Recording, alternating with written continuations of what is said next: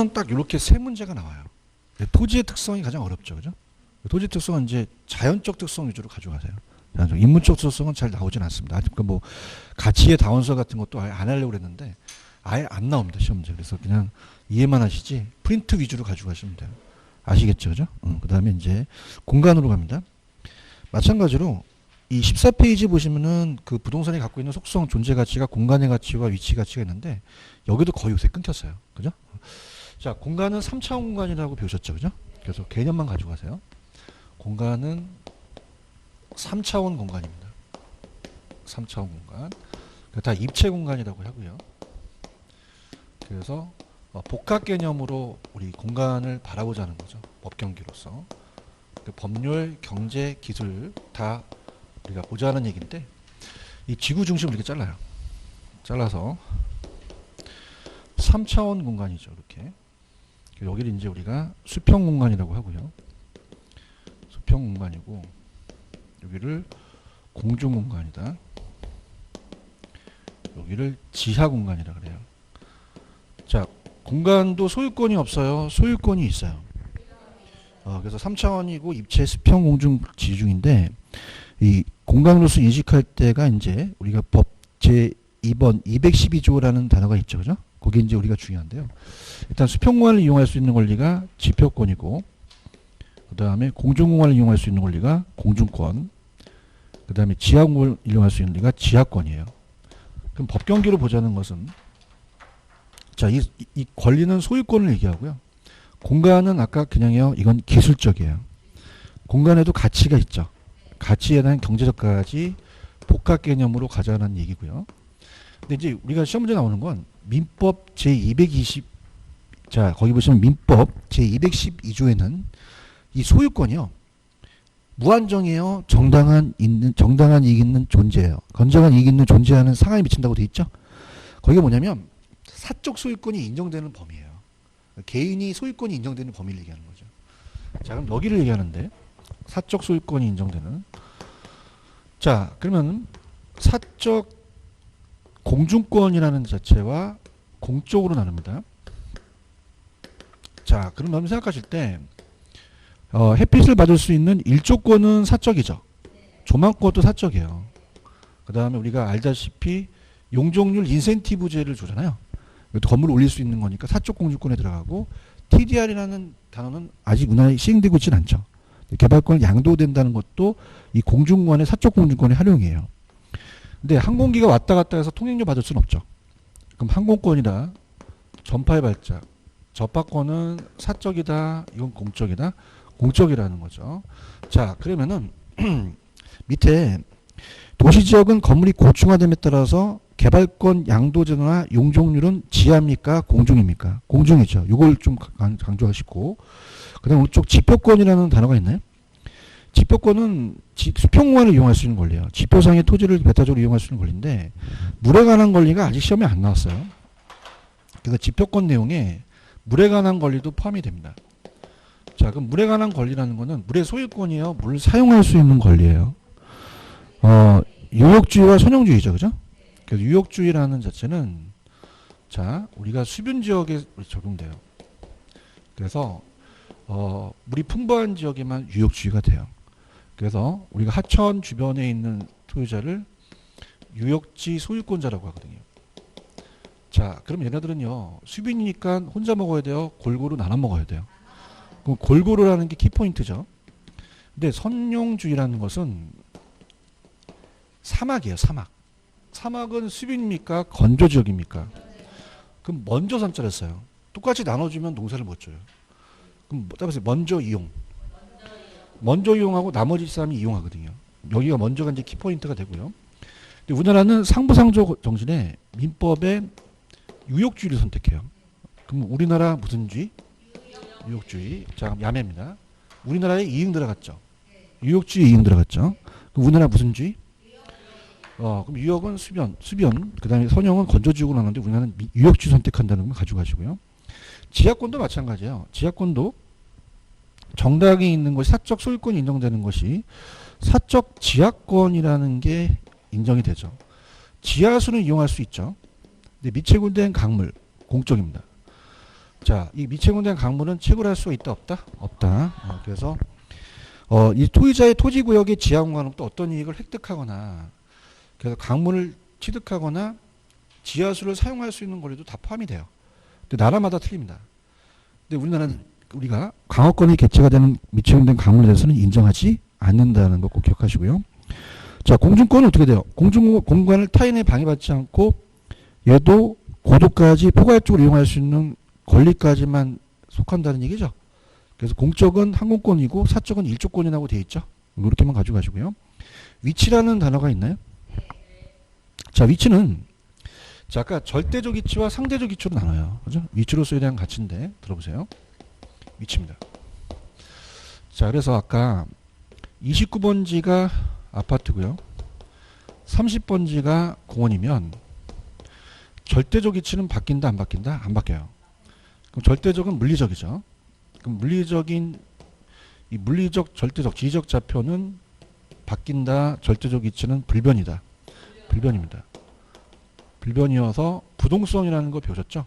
부동성 때문에 불변이고 상대적 위치가 바뀐다는 거는 주변 인문적 환경이 바뀐다는 거죠. 그럼 상대적 위치는 불변적이다, 가변적이다. 가변적이에요. 인접성과 위치의 가변성 때문이죠. 그럼 절대적 위치가 중요하다, 상대적 위치가 중요하다. 그래서 이거를 경제적 위치라고 표현을 하거든요. 자, 그래서 절대적 위치는 지리적 위치 고정되어 있지만 상대적 위치는 바뀔 수가 있죠. 사경행이 바뀔 수 있다. 넘겨보세요. 그 위치와 접근성에서 접근성을 강조하는 학자가 허드예요. 그래서 이 접근성을 강조한 학자는 허드입니다. 허드. 자, 마샬은 아니에요. 마샬은 위치의 중요성을 강조해요. 위치만 좋으면 장땡이죠. 위치의 중요성. 그래서 얘네들이 다 지가 이론입니다. 땅값이 높아지는 그 원인을 찾는 거죠. 자, 그러면은 자, 가볼게요. 접근성이 중요하다는 마샬이 왜 그러냐면 자, 3번 출구가 여기 뚫렸어요. 그러면 그냥 해요. 접근성이 좋아요. 편리하니까 위치가 높죠. 그러면 그거는 접근성 때문에 그렇다는 거예요. 예를 들어서 접근성의 정의는 자, 여기가 공원입니다. 공원인데 주택이 있어요. 아이하고 엄마가 있는데 한 40m 떨어진 거는 멀지는 않죠. 근데 거리만 가까우면 안 돼요. 접근성은 복합적으로 봐야 돼요. 무슨 말이냐? 자, 절대적 위치예요. 접근성도 상대적 위치예요. 불변적이에요. 가변적이에요. 가변적이고 복합적으로 봐야 된다는 거죠. 무슨 말이냐? 자, 만약에 고속도로가 지나가면 지나갈 수 있어요, 없어요? 뒤져요. 그럼 심리적도 안 따져봐야 돼요, 따져봐야 돼요. 거리만 따지는 게 아니죠. 그 다음에 엄마 걸어가자. 그랬더니 한 대 쥐어박았어요. 그냥입니까? 한 2시간 걸리죠, 그죠? 그럼 시간적이고 쟤보다 더 맞는 거는 엄마 콜택시 불러 한 30만 원 나와요. 하루 종일 맞아. 그럼 그냥이야 우리가 경제적도 따져봐야 돼. 따져봐야 되죠. 복합적이라는 얘기예요. 그런가요? 근데 접근성이 좋다고 가치가 높은 게 아니라 예외도 있어요. 그래서 학계론에서는 항상이라는 거는 그냥입니까? 이건 반드시입니까? 예외가 인정이 안 돼요. 그죠? 근데 일반적이라는 말은 무조건 예외라는 게 나옵니다. 여러분들도 일반적으로 다 공부 열심히 하시면 합격해요. 예외도 있긴 해요. 인정을 하십니까? 그러면 얘는 일반적이라는 표현이 나와줘야 돼요. 예외가 있어요. 어떤 거냐면 자, 만약에 전철역 근처에 오피스텔이 있으면은 가스 처리장이 들어섰어. 뻥 터지면 죽지. 그냥이야 위험해. 쓰레기 랩자는 혐오스럽지. 그러면 위험 혐오 시설이 있다고 해서 적성이 좋은 건 아니에요. 자, 위험 혐오 시설은 예외라고 볼 수 있고요. 그 다음에 시장 안에 주택이에요. 그럼 시장 안에 주택이 있다. 자, 보세요. 시장 안에 주택이 있다고 해서 좋나요? 처갓집은 멀리 있어야 돼? 가까이 있어야 돼? 그건 얘기할 수 없고. 그럼 주택은 주거지가 시장은 사업지가 있었잖아요. 응? 주택인데 여니까 시장에 좋아? 주택을 확 여니까 2,000원 그러는 거예요. 그죠? 그래서 어떻다? 이거는 그냥 다 접근성이 예외다. 그러면 용도가 안 맞아야 돼요? 맞아야 돼요. 맞아야 되죠. 그러면 용도에 맞는 접근성이 중요하다는 거죠. 이해하셨죠? 그죠? 볼게요. 지금 의 있어요? 아까 허드가 접근성을 강조했죠. 두 번째 비추자 보세요. 얘는 경제적 가치는 위치에 따라 달라지며 위치는 가까움에 의존한다는 거죠. 근데 마샬은 그냥 위치의 가치를 중요시했어요. 위치만 중요하다. 자, 그다음에 접근성에 대한 개념은 아까 제가 어떤 목적물에 대해 도달되는 그냥입니까? 복합적입니까? 시간적, 경제적, 거리적 부담 다 봐야 되죠. 상대적 비용이라고 볼 수 있고요. 자, 아까 제가 그냥요 일반적이라는 게 들어가요. 이유가 있기 때문에. 그럼 일반적이라는 걸 집어넣어야 돼요. 그럼 접근성이 좋으면 입조건 양호한다고 가치가 보통 높지만 그러나 그냥이야 가치가 큰 것은 아니야. 예외가 있다는 얘기죠. 밑에 특성이 보시면 기억. 접근성이 좋아도 대상 물건이 위험이나 혐오 시설이 있으면 감가용이 될 수 있다는 거죠. 다음에 시장 안의 주택. 인간 생활에 필요한 경우라도 지나치게 불리할 수도 있다는 거예요. 거리가 가까워도 접근성이 나쁜 경우도 있겠죠. 그 다음에 그냥이야 용도에 따라 접근성이 달라져. 평가 기준이 달라질 수 있다는 거죠. 소매점포 같은 거는 편의점 같은 거는 접근성이 중요하죠. 그래서 물건의 특색이 여러 가지를 팔기 때문에 소매점포 같은 거는 편의품 같은 건 접근성이 중요해요. 접근성이 중요하지 않는 흡입력이 강하거나 독점력 있는 부동산 같은 거는 사람이 찾는 빈도가 낮은 거는 요양원 같은 경우는 전철역 근처에 있으면 안 되잖아요. 멀리 떨어져 있는 게 낫죠. 접근성이 중요하지 않다. 이렇게 보시면 됩니다. 그럼 여러분들이 중개소 사무실도 접근성이 안 중요해? 중요하죠. 그래서 막 노선에 이렇게 1층에 있어야 되지 보증금이나 이런 거 아끼려고 꺾어 권리금을. 그래서 산이야. 엘리베이터도 없어. 그럼 아무도 안 오겠죠. 그죠?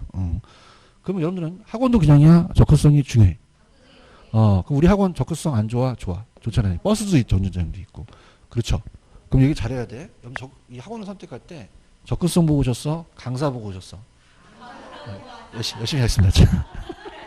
자, 이렇게 해서 이걸로 마무리하고요. 그 다음에 넘겨볼게요. 예, 최선을 다하겠습니다. 자, 20페이지로 가볼게요. 20페이지로 가시면 큰일 났어. 수용급 있죠, 수용급. 수용급 찾으셨어요? 가장 어려워요, 여기가. 그래서 한 3문제 정도, 4문제 정도 나와요.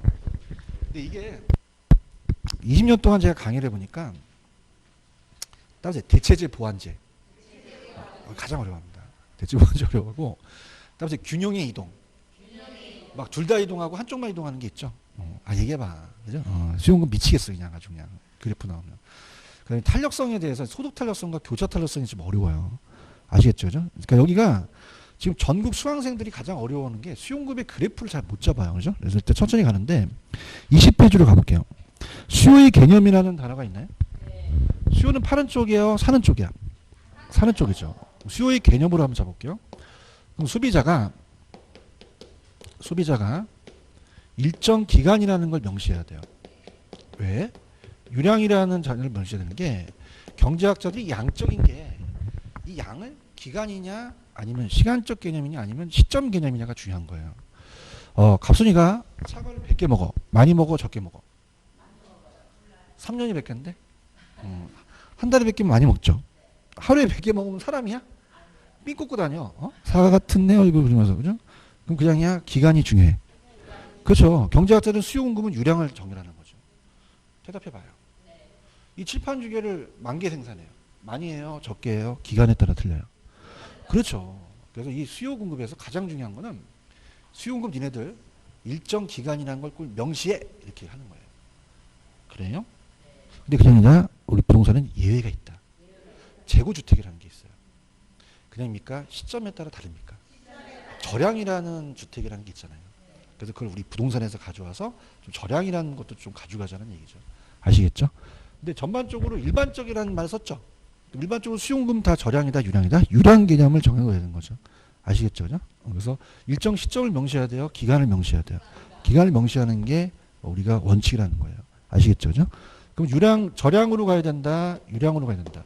유량. 그 다음에 구매했어요. 구매하고자 하는이에요. 만약에 갑이라는 건설회사가 24평 아파트를 판매하려고 합니다. 가두 면적을 해요. 그래서 이 아파트 사고 싶어 했더니 어저께 샀는데요. 그런 건 아니죠. 그죠? 그럼 산 게 중에 사려고 하는 게 중에 구매하고자 하는 게 수요가 되는 거죠. 그런가요? 많이 샀어 안 샀어? 사전적이라는 거예요. 일이 벌어지기 전이라는 얘기죠. 사전적. 그래서 살 의사만 있다는 얘기죠. 그럼 사후적하면 된다, 안 된다? 안 된다는 거죠. 근데 살 의사만 있어야 돼요? 능력이 있어야 돼요? 욕구가 있어야 되죠. 그 욕구가 바로 구매력을 갖춰야 된다는 거죠.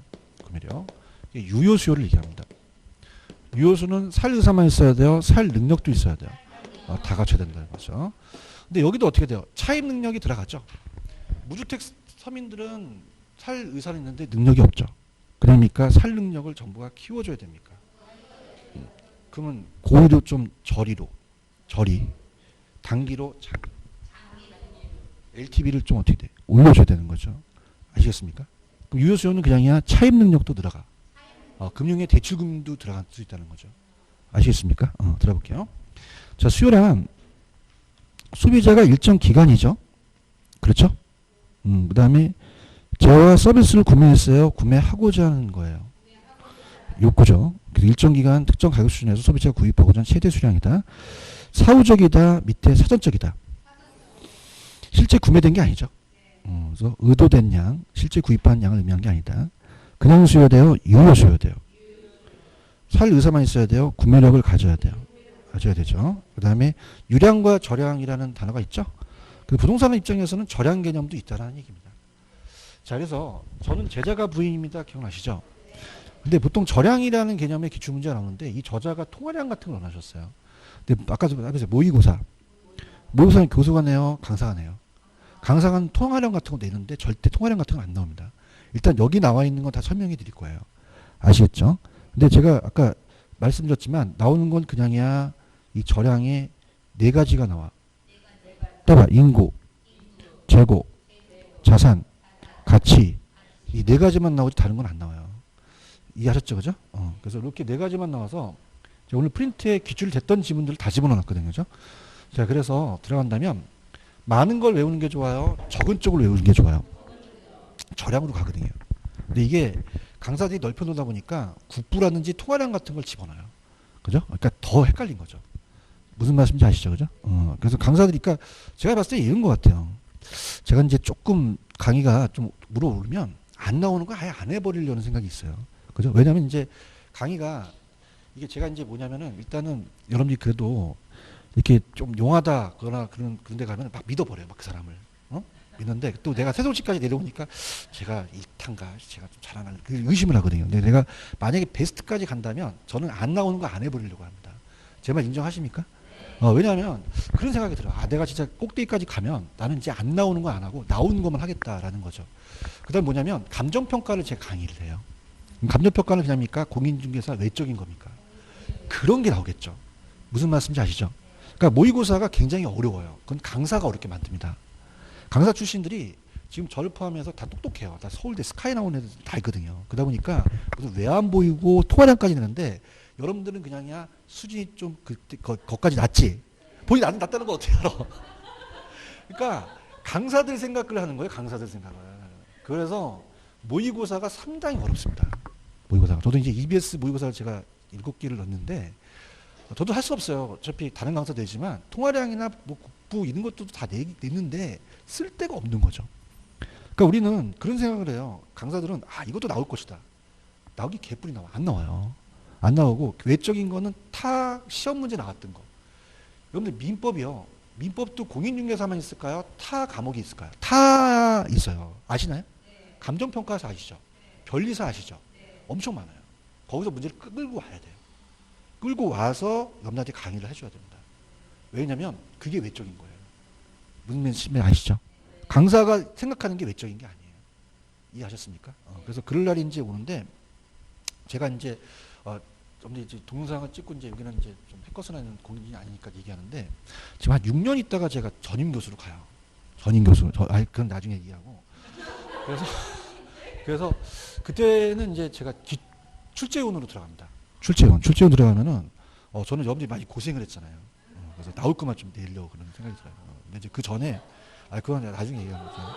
하여튼 그게 중요한 게 아니야. 중요한 게 아니고 그래서 제가 봤을 때는 그 전에 한번 베스트를 찍으면 나올 것만 할 생각이 있어요. 그러면 이제 베스트를 찍게 되면은 날 믿잖아. 그죠? 왜냐면 베스트로 가면은 믿어버려요. 그렇죠, 그죠? 그러니까 여러분들이 그렇게 해서 가는데 그냥 제가 하라는 것만 하세요. 그러니까 설명을 할 거예요. 그다음에 통화량 할 거야. 하는 게 통화량이 많이 나와. 모의고사에. 할 게 하는데 통화량이라는 건 그 화폐의 양을 얘기하는 거예요. 그러니까 우리가 이 양을 찍어내잖아요. 그럼 이제 양. 통화량을 찍어내게 되면 그 양이 축적되는 게 다르죠. 그럼 시점에 따라 다르다는 얘기예요. 그래서 이게 절약 개념인데 시험에 안 나옵니다. 아시겠죠, 그죠? 문제인지 아시겠어요? 그래서 그렇게 합니다. 그래서 특히 지금 여러분들 조금 제가 이 시험을 보냐면 지금 32대입니다. 1회 때에서부터 31회라는 거는 출제원들이 그냥입니까? 중간에 돌아가셨습니까? 돌아가셨어요. 계속 트렌드가 바뀌어요.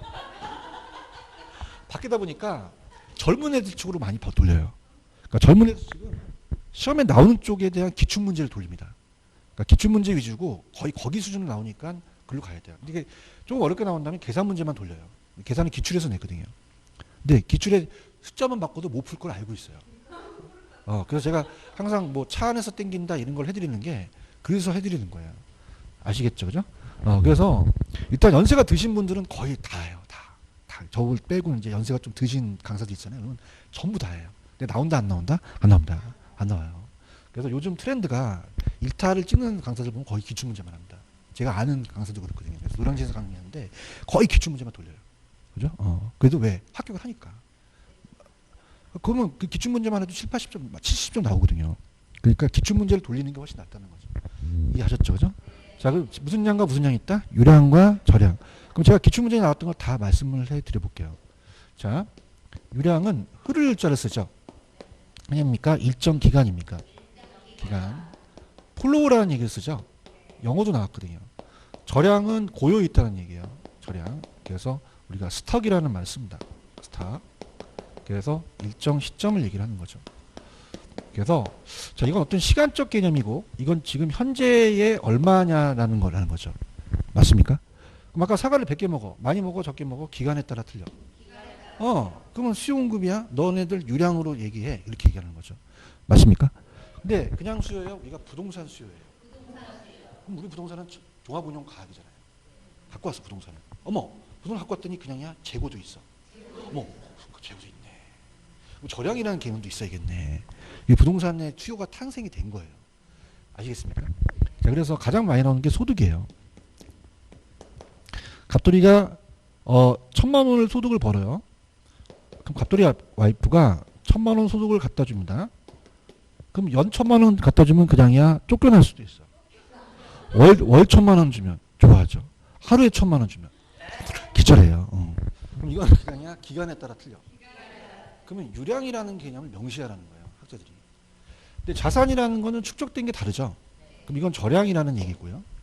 자, 임대료 수입도 그냥입니까? 기간에 따라 틀립니까? 자, 가격이라고 나오지 않고 가치라고 나오거든요. 가격 똑같은 얘기예요. 가격 가치. 자, 그러면서 너네 집이 얼마니? 그랬더니 5억이래요. 야, 너 언제 5억이야? 그랬더니 작년 1년 동안 5억이래. 말도 안 돼. 그냥이야 현재 시점에서 5억이야. 그렇지. 대화를 하자. 야매도 야매 중요하지만 이론을 가야 될 거 아니야. 내가 야매부터 해, 이론부터 해. 너 야매부터 한다, 이론부터 하지, 진짜. 그럼 가격이라는 것은 시점에 따라 틀린다는 거죠. 그 다음에 주택 거래량이요. 강남의 주택 거래량이 100채가 거래됐다. 그럼 그냥요 많이 됐어요. 기간에 따라 틀려요. 자, 지금 현재 거래량이 얼마니? 그러진 않잖아요. 야, 너 한 달 동안 얼마야 거래량? 그런 얘기를 하잖아요. 그런가요? 자, 아파트의 생산량도 마찬가지예요. 아파트의 생산량도 기간에 따라 틀린 거죠. 그죠? 그리고 이 단기 순이익이라는 게 나왔어요. 다음에 단기, 기간, 이게 회계거든, 회계. 단기에 1년 동안 순수익을 얘기를 한다는 거예요. 순수익이 나오고. 자, 그 다음에 절량의 재고주택 있죠. 재고주택은 뭡니까? 시점에 따라 다릅니까? 시점에 따라서 그 양이 축적된 게 달라요. 근데 신규주택은 그냥이요, 기간이 필요해요. 그럼 유량이라는 개념이 되는 거죠. 맞습니까? 그렇게 보고요. 자, 그 다음에 인구도요. 지금 아이가 태어나고 있죠. 그냥이야 시점에 따라 틀려. 그럼 인구수도 마찬가지로 시점에 따라 틀리다는 거죠. 그래서 재고, 인구, 자산, 가치가 많이 나온다고 얘기했죠. 근데 아직 안 나왔던 게 부채예요. 근데 부채는 나올 것 같아요. 자, 우리가 대차제조표나 재무상태표라는 얘기 들어보셨죠? 그럼 현재 시점의 장부. 그럼 자산이라는 거는 우리 자본과 부채를 더한 게 자산이라고 투자론에서 나왔어요. 자, 자본은 자기 자본이고 부채는 타인 자본이에요. 맞습니까? 자, 이게 그냥입니까? 시점에 따라 틀립니까? 그렇죠. 재무상태표를 갖다 달라면 시점에 따라 다른 거죠. 부채를 좀 더 집어넣었어요. 그러면 유량을 암기하는 게 나아요? 저량을 암기하는 게 나아요? 저량을 암기하죠. 그래서 따라서 재고, 인구, 자산, 가치 요것만 시험 문제 배정이 됩니다. 그래서 지금 저량이라는 개념이 있나요? 자, 저량은요. 잠시만요. 저량, 시점, 저니까 점이 들어가죠. 그 다음에 하늘에 UFO가 떠 있어요. 다음에 UFO. 나도 초라해 씨. 프로죠, 그죠? 유량은 그런 겁니다. 유량은 기간이죠. 그 저량 갈게요. 다음에 인구, 재고, 자산, 가치. 여기까지가 시험 문제예요. 이해 갔나? 그러면 지가라는 게 있나요? 지가는 따라서 토지의 가치. 그러니까 가격이잖아요. 국부도 그 국가의 자산 가치예요. 거의 토지가 자산이 많겠죠. 얘기 좀 해봐.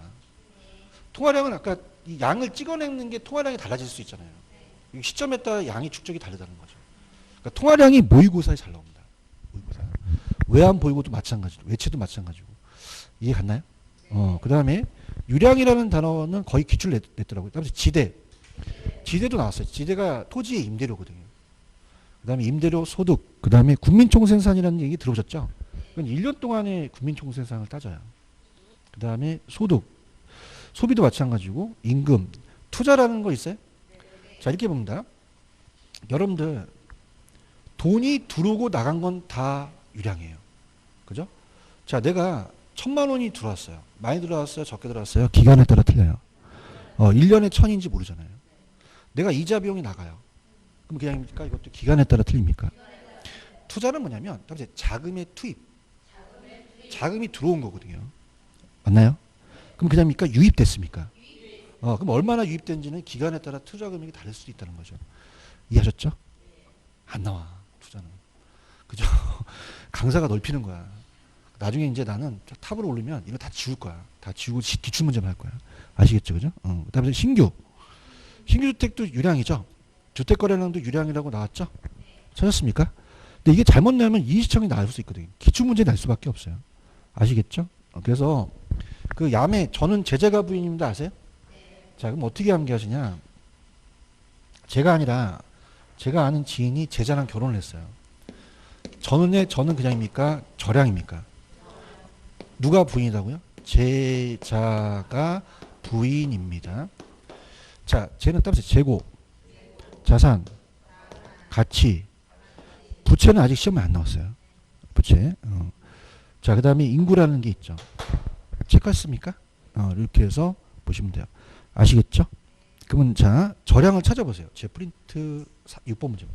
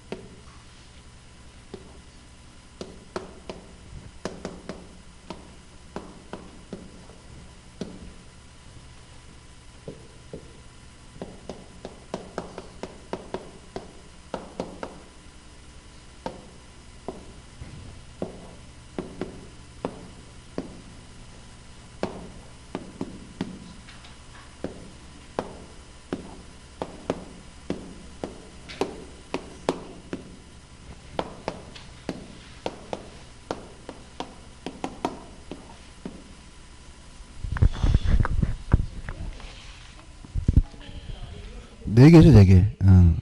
자, 따라서 재고, 인구, 부채. 지읒에 보시면 자산 가치가 두 개 다 들어갔죠. 그래서 네 개가 됩니다. 나머지 다 유량이에요. 무슨 얘기인지 아시겠죠, 그죠? 이렇게 잡으시면 합니다. 자, 그래서 4개니까 정답은 3번이 정답이죠. 다음에 들어볼게요. 자, 페이지 가시면 이제 21페이지입니다. 21페이지 가시면은, 자, 거기 보시면 수요 법칙이라는 게 있죠. 가격과 수요량이 비례해요? 반비례해요? 반비례. 우상향합니까? 우하향합니까? 그럼 넘겨보시면 그 우하향하는 이유가 소득효과와 대체효과라는 단어가 있어요. 찾으셨습니까?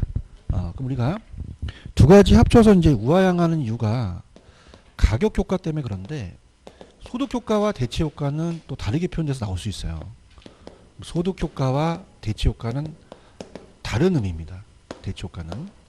그래서 소득효과냐 대체효과냐를 우리가 반대로 낼 수 있죠. 자, 그럼 가볼게요. 자, 이게 십자가를 그립니다. 대체제는 그냥요, 대신할 수 있는 재화예요. 자, 우리가 구매하고자 하는 아까 욕구라는 게 구매력이죠.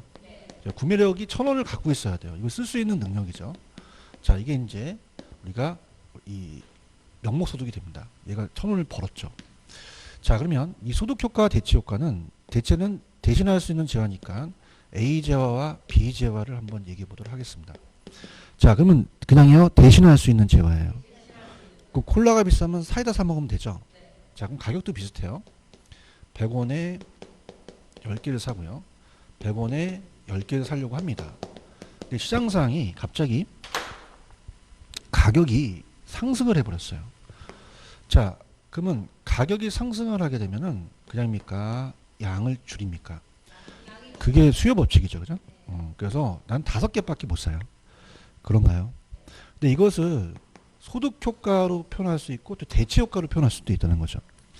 자, 그러면은 예를 들어서 지금 5개를 줄였다면은 자, 이렇게 나올 수 있습니다. 자, 소득 효과라는 것은 실질 소득이 변화라는 게 들어가고 변화가 들어가고 한 재화만 등장합니다. 두 재화예요? 하나의 재화예요? 두 재화가 등장하는 게 아니에요. A 재화 하나만 등장합니다. 두 재화가 등장한다. 하나의 재화만 등장한다. 하나의 재화만 등장하지 두 자의 재화가 안 등장해요. 자, 그럼 어떻습니까? A 재화 하나만 등장하겠죠. 그럼 A 재화에 그냥입니까? 가격이 상승했습니까? 자, 그러면 실질 소득이 감소했죠. 그러면 수요량을 늘리겠어요? 수요량을 줄이겠어요? 줄여서 3개, 2개만큼 일로 줄인 거게 된 거죠. 그럼 무슨 효과다? 소득 효과입니다. 일단 소득 효과 볼 때 그냥이요. 여기는 하나의 재화만 나와야 돼요. 2가지 재화가 나오면 안 돼요. 실질 소득이 변화가 나온다고요. 대체 효과는 그냥입니까? 2가지 재화가 납니까? 등장해요. 그래서 이 A 재화와 B 재화라는 다른 재화가 등장합니다. 그래서 대체 효과는 두 재화 이상이 등장한다는 걸 가져가셔야 돼요. 자, 그럼 어떻습니까? 얘는 A 재화 가격이 상승하잖아요. 그러면 상대적으로 B 재화가 상대적인 가격이 비싸요? 싸졌어요? 비싸지는 효과, 싸지는 효과. 자, 얘가 200원이잖아요. 얘에 비해서 얘가 싸졌죠. 그럼 가격이 하락됐다는 거죠. 그러면 상대적 가격이 하락하는 효과가 나타납니다. 맞나요? 그러면 어떻습니까? 이건 무슨 효과다? 대체 효과죠. 그만큼 어떻게 돼요? 얘를 3개를 줄이고 얘를 늘릴 수 있죠. 자, 이건 그냥입니까? 2가지 재화가 등장했습니까? 그러면 대체 효과라는 거예요. 아시겠습니까? 자, 지금 소득 효과 있나요? 소득 효과는 몇 가지 재화만 나와야 돼요? 2가지 재화가 나오면 안 돼요. 그럼 가격이 상승했다는 건 그 가격이 상승해버린 거예요. 그럼 상대적으로 소비자의 소득이 줄어들었죠. 그러면 소비자는 이전보다 적은 양을 구매하겠죠. 그럼 이건 무슨 효과다? 소득 효과입니다. 대체 효과는 그냥요. 2가지 재화가 등장해요. 다른 조건이 일정할 때 상대 가격을 반환시키죠. 그런가요? 그럼 어떤 재화의 가격이 상승했을 때 그 재화 소비가 줄고 대체 관계에 있는 재화의 소비가 늘어날 수도 있다는 거죠. 이해하셨죠? 그죠? 이렇게 보시면 됩니다. 무슨 말씀인지 아시죠? 이렇게 하고, 자, 이번 문제는 조금 요게 밑에 계산 문제가 하나가 있죠? 요거. 그래서 요거는, 조금만 제가 쉬었다가 갈게요. 쉬었다가 하겠습니다. 끊어서 갈게요.